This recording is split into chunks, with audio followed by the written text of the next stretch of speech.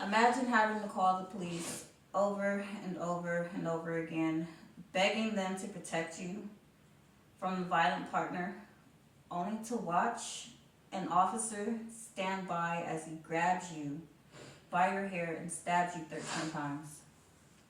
According to the Wikipedia article, Thurman versus the City of Torrington, a mother named Tracey Thurman from Connecticut was ignored by police until her husband nearly killed her.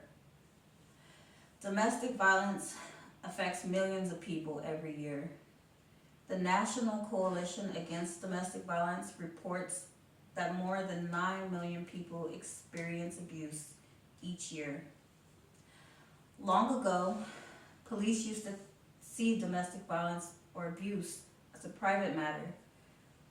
In 1994, the Connecticut General Assembly's Office Legislative Research reported that police in Connecticut rarely made arrests in domestic violence cases. Before the Thurman case, even after domestic violence or abuse was repeated. Tracey Thurman's case became one of the first to challenge this, and it pushed for nationwide change. Thurman's story deserves a closer look for how it changed domestic violence laws in the United States. Today, we'll look at Tracey Thurman's background and what led to her attack, the lawsuit she filed against the City of Torrington, and the laws and police reforms that came because of her case. Between 1982 and 1983, Tracey Thurman sought protection from the police from her husband, Charles Buck Thurman. On October 24, 1984, the Hartford Courant reported that she filed several complaints, and she even had a restraining order against him. But the officer still did nothing to help her. On October 10, 1983, Tracey's husband, Buck Thurman, stabbed her 13 times, broke her neck, and continued to attack her while the police waited to arrest him. According to the New York Times, June 26, 1985, officers stood by for several minutes before stepping in to stop the attack. Tracey's story became so well known that it was turned into a film in 1989, a film known as The Cry for Help, the Tracey Thurman story, which brought attention to the police and their failure to respond in domestic violence cases. The film helped the public understand how serious domestic violence is and why certain laws needed to be changed.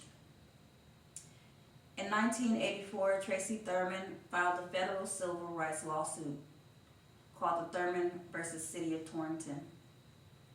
She argued that her 14th Amendment right to equal protection was violated by police from failing to protect her. The Washington Post on October 4, 1985 reported that the U.S. District Court found the City of Torrington responsible for ignoring her domestic violence complaints. After winning her lawsuit, she was awarded $2.3 million for her pain and suffering.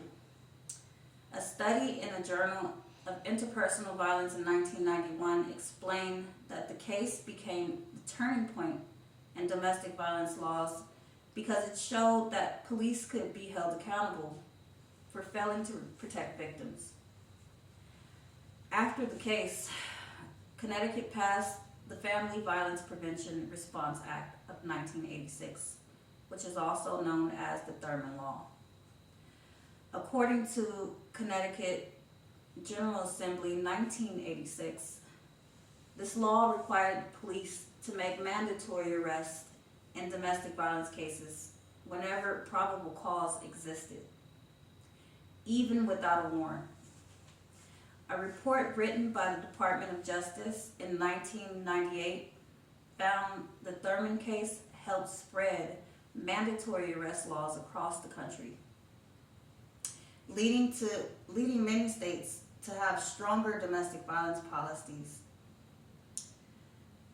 as well as police expanded police training requirements. After looking at Tracey Thurman's background, the lawsuit she filed, and the major legal changes that followed, her case forced the legal system to face its failures. Tracey Thurman's story showed us how one person can change the world. Because of the reforms that came from this case, survivors today are more likely to receive the immediate police protection they need, all because one woman refused to be ignored. Thank you.